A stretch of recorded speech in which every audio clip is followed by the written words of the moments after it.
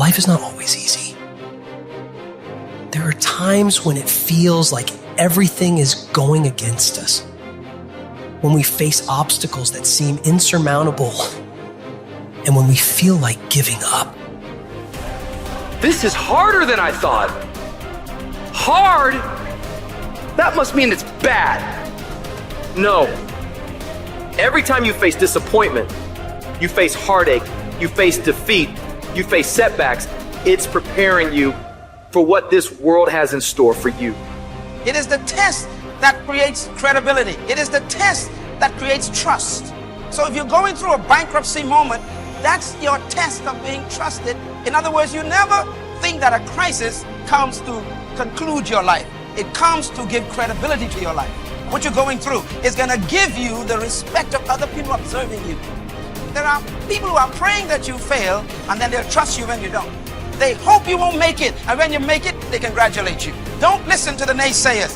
Accept the test as part of you becoming a successful person. Successful people are always survival testimonies. They weren't born successful. Success is a result of going through a furnace, sleeping with lions, being torn apart, being ripped apart, being criticized and attacked. Success is what people think of you after they try to kill you. Life gonna whip your butt. Life is gonna bully you. Stop whining. Stop crying. Nobody cares. Be demanding. Let it hit you, but don't let it punk you. This is not an opposition. This is an opportunity. I don't care if you've been beaten to the floor, if your legs are too tired to lift that weight. Break through that barrier and create new ones for you and for others to show off. Get back up and live life. If I really work hard and use my mind and I get creative, there's something out there that I haven't discovered. There's always an answer. You can do more than you think you can do. You can have more than you think you can have. The possibilities for you are unlimited. If you're coming back from adversity and devastation, it's unlimited of what you can do. There's no guarantee that because somebody is now down on their luck, they can never come back. Who can guarantee that you can't make? No one can do that. You don't know what the possibilities are for your life. You want your stuff? It's necessary you take responsibility for it. That you make it happen, that you don't give up, that you don't take any objection or disappointment or defeats personally, that you keep on keeping on, that you don't decide that I can't make it because you can't see the light at the end of the tunnel, that you realize that's a part of the program.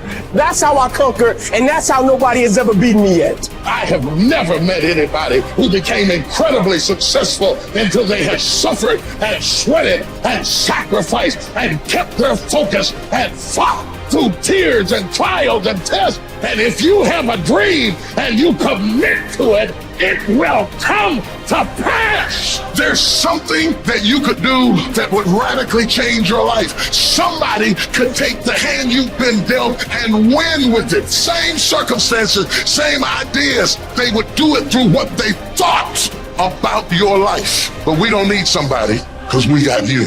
You are the one.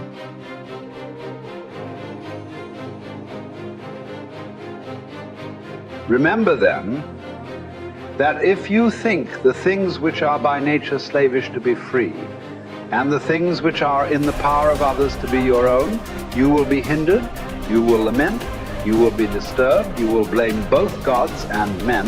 But if you think that only which is your own to be your own, and if you think that what is another's as it really is belongs to another, no man will ever compel you, no man will hinder you. You will never blame any man. You will accuse no man. You will do nothing involuntarily, against your will. No man will harm you. You will have no enemy, for you will not suffer any harm. Now is the time to get serious about living your ideals. How long can you afford to put off who you really want to be? Your nobler self cannot wait any longer. Put your principles into practice. Now, stop the excuses and the procrastination. This is your life. You aren't a child anymore. The sooner you set yourself to your spiritual program, the happier you will be. The longer you wait, the more you'll be vulnerable to mediocrity and feel filled with shame and regret, because you know you are capable of better. From this instant on, Vow to stop disappointing yourself. Separate yourself from the mob. Decide to be extraordinary and do what you need to do. Now. Never depend on the admiration of others. There is no strength in it. Personal merit cannot be derived from an external source. It is not to be found in your personal associations, nor can it be found in the regard of other people. It is a fact of life that other people, even people who love you, will not necessarily agree with your ideas, understand you, or share your enthusiasms. Grow up. Who cares what other people think about you? Caretake this moment. Immerse yourself in its particulars. Respond to this person, this challenge, this deed. Quit the evasions. Stop giving yourself needless trouble. It is time to really live, to fully inhabit the situation you happen to be in now. You are not some disinterested bystander. Participate. Exert yourself.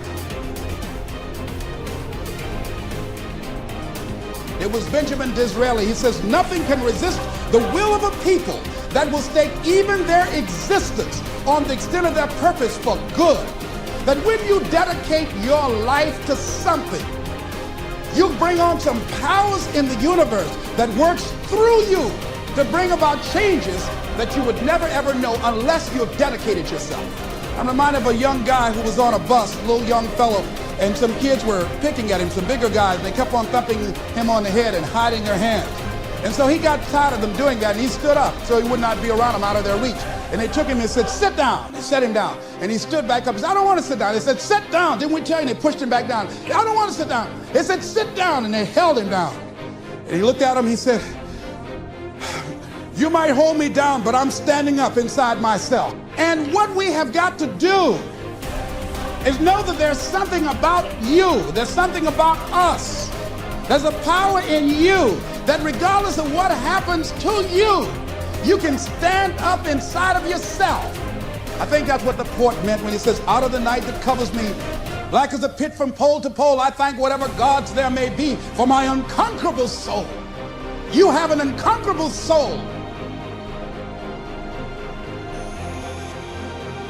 Something that George Bernard Shaw said that I think has some power for us.